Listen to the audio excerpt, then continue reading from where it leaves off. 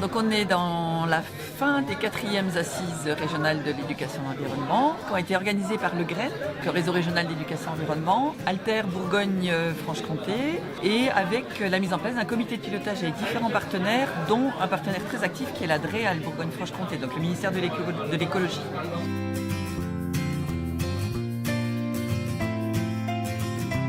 Un ressenti bien sûr positif de voir toutes les initiatives, les actions qui peuvent se mener concrètement dans les territoires. Pour avoir fait aussi d'autres assises dans d'autres régions, on voit que la région Bourgogne-Franche-Comté est extrêmement dynamique sur le sujet. Les attentes, elles concernent l'atelier dans lequel je me suis inscrit. Encore une fois, on est sur échange, discussion, échange de pratiques notamment. On a tous à apprendre les uns des autres et à se rendre compte de ce qui se fait dans les territoires. Je pense que ça fait du lien entre les différents acteurs et il y a de beaux projets qui sont transposables sur d'autres territoires. C'est toujours bon à prendre et c'est chouette, c'est une belle dynamique.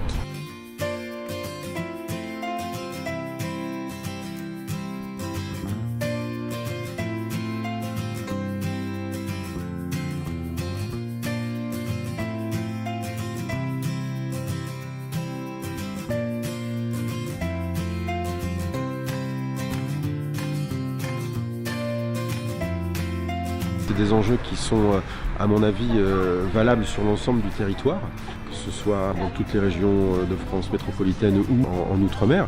C'est tout simplement de faire prendre conscience à l'ensemble des personnes, toutes générations confondues, qu'on n'a qu'une seule planète, que les ressources sont finies et qu'il ne faut pas qu'on fasse n'importe quoi et surtout qu'il faut qu'on change de comportement. Le volet éducation à l'environnement est pour nous indispensable parce que c'est en faisant partager les enjeux, en montrant qu'il y a d'autres comportements et d'autres solutions possibles qu'on fera changer les mentalités et qu'on fera changer les comportements des Bourguignons franc-comtois pour que la Bourgogne-Franche-Comté soit une région durable.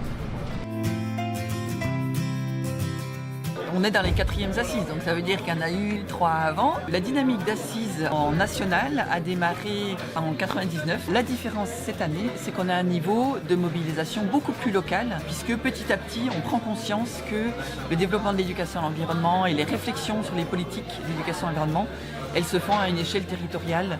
Et donc on a eu 15 assises locales.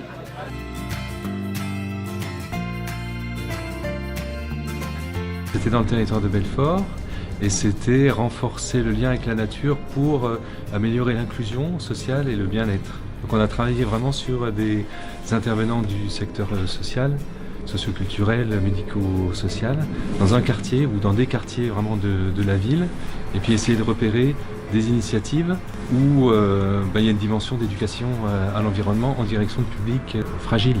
On a recueilli des paroles de citoyens au cours d'un festival de la nature qui a été organisé par des étudiants en BTS GPN.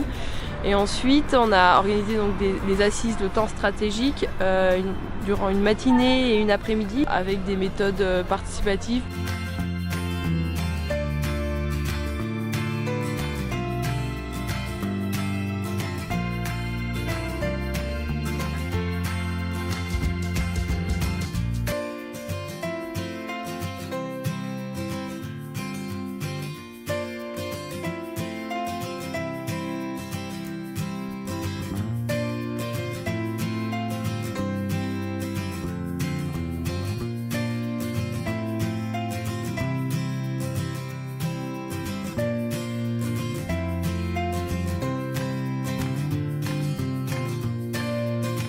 Là, en fait, ce sont des compétences que lors des assises locales, de l'assise régionale d'aujourd'hui et des rencontres, les acteurs de l'EEDD ont travaillé sur des projets et se sont dit il me manque telle ou telle compétence pour mettre à bien ce projet-là. Donc on a récapitulé toutes les compétences que les acteurs de l'EEDD ont pensé qu'il leur manquait et on demande donc aux participants des assises d'aujourd'hui d'aller voter pour les 3 compétences qui leur semblent indispensables d'acquérir pour mener à bien des projets en lien avec la transition.